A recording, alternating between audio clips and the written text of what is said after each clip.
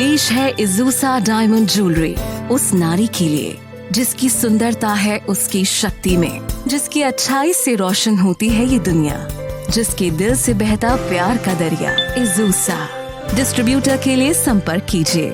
Call now 1800-532-8444।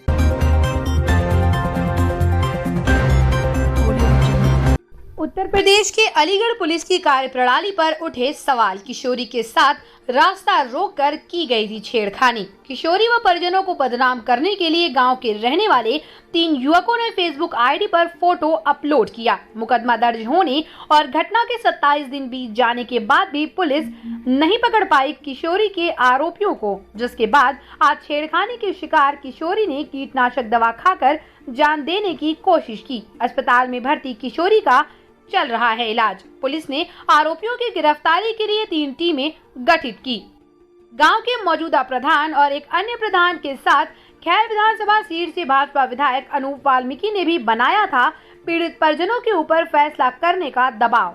मेरे से ये कह रहा था कि या तो तुम मुझसे बात कर लिया, अगर नहीं मैं तेरे फोटो डाल दूंगा। कौन लोग थे वो नितिन और धर्मवीर और सचिन और गौरव, 3 लोग थे वो। फिर मैं स्कूल से आ रही थी तो उन्होंने मुझे हमारे गाँव से पहले एक वो है बूढ़ा वहाँ पे खींच दिया था।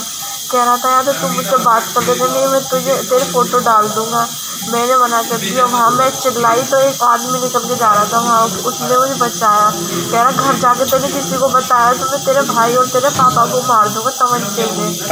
इसे मैंने किसी को नहीं बताया, उसने फोटो डाल दिए थे फेसबुक पे। पिताजी को बताया फिर अपने को? नहीं, फोटो देखने के बाद बताया था मैंने अपने पापा को। फिर पापा ने आपने कार्रवाई की कोई? हाँ, गए थे पापा अलीगढ़। फिर तो कौन दबाव बना रहा था फिर आप पे? वो लाला प्रधान गोडलागी नगरिया और हमारे गाँव का मनोज दलाल और वो सांसद जी, वो भी विधायक जी, वो नहीं करने। विधायक जी का क्या नाम है? अनूप प्रधान। अच्छा, और जो लाला कौन है? वो गोडलागी नगरिया का है। किस पार्टी से हैं? वो भारतीय जनता पार्टी से। तो वहीं घटना के शिकार हुई 16 वर्षीय किशोरी के पिता द्वारा जानकारी दी गई कि वह थाना पिसावा क्षेत्र के इलाके के रहने वाले हैं, जब उनकी बेटी की घटना दिनांक 2 नवंबर 2020 को स्कूल से पढ़कर दिन के करीब 12 बजे जब घर अपने वापस आ रही थी, तभी बेटी के साथ छेड़खानी करते हुए कनपटी पर तमंचा रखकर धमकी देते हुए गांव के रहने वाले 3 युवकों नितिन, गौरव और चीनू द्वारा मोटरसाइकिल पल्सर पर सवार होकर आ रहे थे और जब बेटी पढ़कर आ रही थी अपनी साइकिल से, तभी पल्सर सवार तीनों लड़कों ने अपने घर जा रही लड़की की साइकिल के सामने अपनी मोटरसाइकिल खड़ी करते हुए बेटी को छूड़ों के अंदर जबरदस्ती खींचकर ले गए। इस घटना के बाद एफआईआर दर्ज करने के लिए प्रार्थना पत्र देते हुए एफआईआर दर्ज करने की शिकायत की गई, लेकिन उसके बाद भी थाना अध्यक्ष द्वारा फैसले के लिए दबाव बनाया जा रहा है। जब इस बात की शिकायत लेकर स्थानीय विधायक के पास पहुंचे तो स्थानीय विधायक द्वारा भी फैसला करने का दबाव बनाया गया और साथ ही कहा गया कि दोनों पक्षों के बीच समझौता कराने की बात कही गई। हमारी लड़की छेड़ी मोटरसाइकिल पे लड़के 3-4 पर मैं तहरीर दी, आज तक कोई सुनवाई ना हुई। कबू ऐसो धमकावे, कबू सीओ धमकावे, कोई सुनवाई ना है। कबू सांसद जी को, विधायक जी को फोन आवे तो किस पर आता है?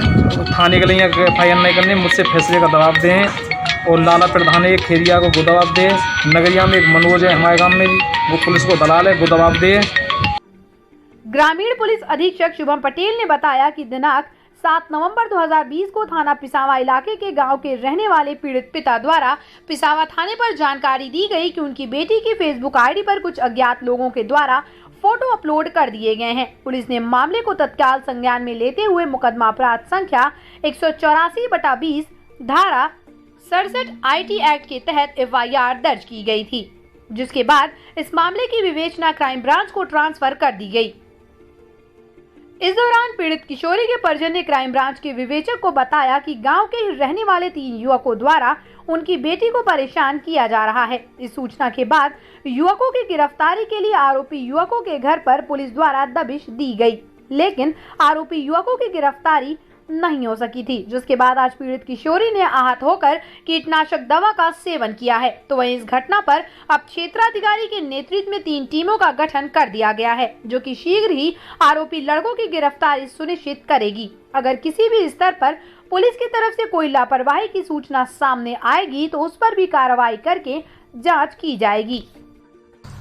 ये दिनांक 7 नवंबर को थाना पिसावा में रामवीर सिंह द्वारा ये सूचना दी गई कि उनकी पुत्री की फेसबुक पर फोटो कुछ अज्ञात लोगों ने अपलोड कर दी है। संबंध में थाने पर तुरंत ही FIR संख्या 184/20 IT एक्ट में पंजीकृत की गई। तत्पश्चात इसकी विवेचना क्राइम ब्रांच में ट्रांसफर की गई और इस दौरान वादी ने क्राइम ब्रांच के विवेचक को ये बताया कि गांव के ही 3 लड़के हैं जो उनकी बेटी को परेशान कर रहे हैं।